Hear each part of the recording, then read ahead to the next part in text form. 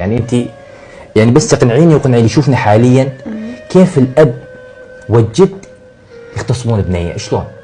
هي شلون صارت الشغله؟ انا ابويا ويعني والدتي منفصلين من كان عمري 8 اشهر. طيب. بابا من النوع اللي يشرب.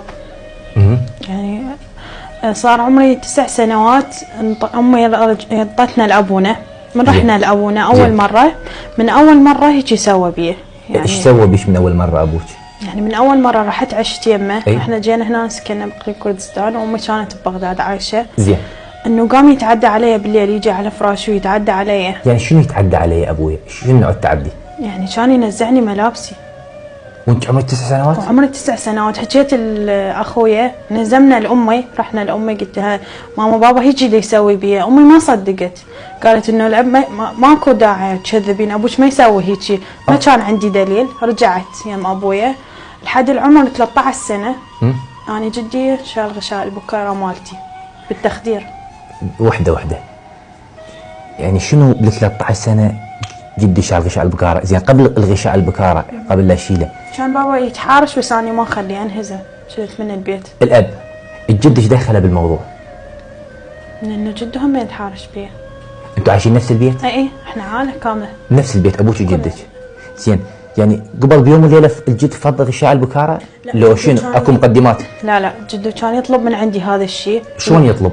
يعني يجي يحكي وياي يقول لي اليوم نامي بمكان وحدك ولبسي دشداشه لا تلبسين شيء جواها. جدك؟ اي يقول لي هيك يسوي. انا كنت اخاف اروح انام بغير مكان.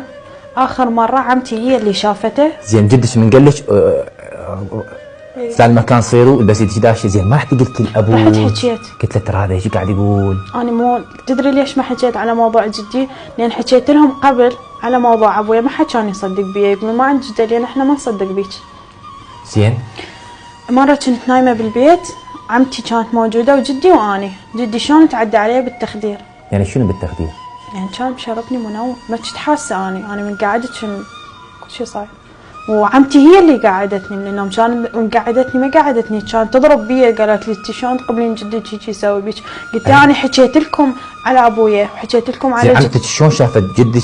وهي طلعت من الغرفه بالليل وشايفته فوقاي هو كان. جدك؟ اي. ابوك مو ابو امك؟ لا ابويا.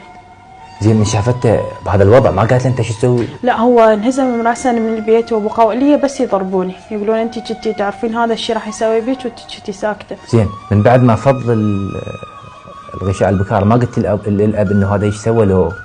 بابا اصلا هو يعرف انه هيك شيء يسوي، يعني هو بابا اصلا هيك مسوي بيه، واصلا متسوى بيه هيك جدي وراها. بابا قام هو اللي يتعدى، بابا قام هو اللي يجي، ومن ارفض كان بابا يضربني. يعني من بعد ما جدك عمل هذا العمل والدك بابا قام يكمل ورا، يعني يمارس العلاقه الحميميه كامل ويا بنته. يعني ما انا ما صدقا يعني انا ما شكك بامري، بس انا ما قاعد استوعب الا من حكيت الدكتور محمد العامري، قلت ترى القى قبض بحق الاب وجي طالع. زين الوالد كم مره يعني عده مرات اللي يمارس هذا الامر معك؟ اي لحد العمر 18 سنه بابا كان يسوي. هسه انا عمري 21 سنه، البابا لحد العمر 18 لحد ما اجتي امي اخذتني. يعني من عمر 13؟ لا من عمر 9 سنين يتحارش. اي لحد العمر 18 سنه. الجد شو وقت عمل هذا العمل وانت بعمر 13 سنه؟ وزين من 13 سنه ل 18 سنه ابوك يمارس هذا الشيء معك؟ اي بس الاب ولا الجد بس كذلك؟ بابا ما كان بس هيك يسوي بيه، بابا كان يرجع يخيطني، يرجعني بنيه بالبيوت، ويرجع يبيعني لغير ناس. يعني بابا كان يبيعني البيوت ما دعاره. وحده انا شر بليتي ما يضحك. يعني شلون ما افهم، فهميني اكثر. انا عندي تسجيلات صوت ودلائل كلش قويه عليهم. على والدك؟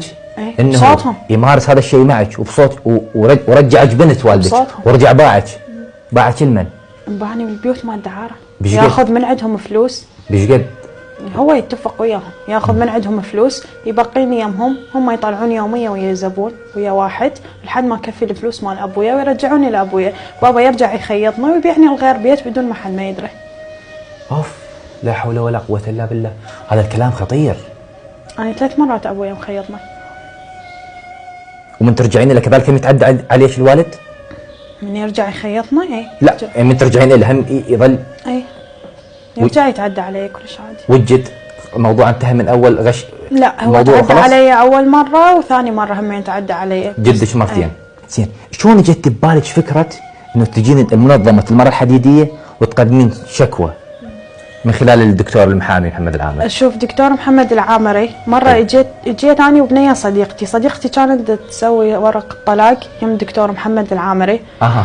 فاني شفت شلون هو شاطر وشلون كمل لها بسرعه. وتجرأتي تقولي له انه انت تعدون علي؟ انا ما تجرأت راسا، كنت كلش خايفه، كنت انهزم من البيت انه اقول لهم اني طالعه الدكتور او الشيء دا سوى عيني، لان انا عيني مرت ابوي ضربتني بالشاكوش على راسي، انا عندي عمى بعيني، هسه لابسه عدسات طبيه.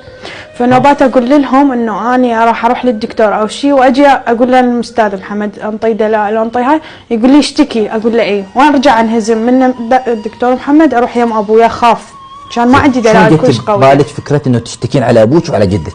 لا، انه